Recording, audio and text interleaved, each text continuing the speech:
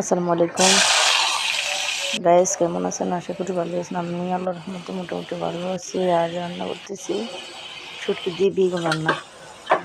আর প্রথমে পেঁয়াজ রসুন দিয়ে দিলাম, পেঁয়াজ রসুন পালি করে দিলাম, দিয়ে হলুদ মরিচ ধনিয়ে স্বাদ মতো লবণ দিয়ে এই শুটকিগুলো ঢেলে দিলাম, দিয়ে তারপর সবজিগুলো একটু ভুনা করে নিলাম। তারপর বেগুন দিয়ে তারপর ঝোল দিয়ে দিলাম। তারপর একটু নেড়ে চেড়ে একটু ঢেলে দিলাম, ঢাকনা উঠিয়ে আবার তরকারি একটু নেড়ে চেড়ে দিলাম। মূলত এত রৌদ্র লাগে, কিছু বোঝা যায় না, ভিডিও করতে পারি না। রৌদ্র তাপে কিচ্ছু বাসে না, দেখা যায় না। চামচ পানি দিয়ে দিলাম, দেখতে পাচ্ছি কি রৌদ্র, তরকারি বাসে দেখা যায় না কি রান্না করছি। ফাইনালি আমার তরকারি হয়ে গেল।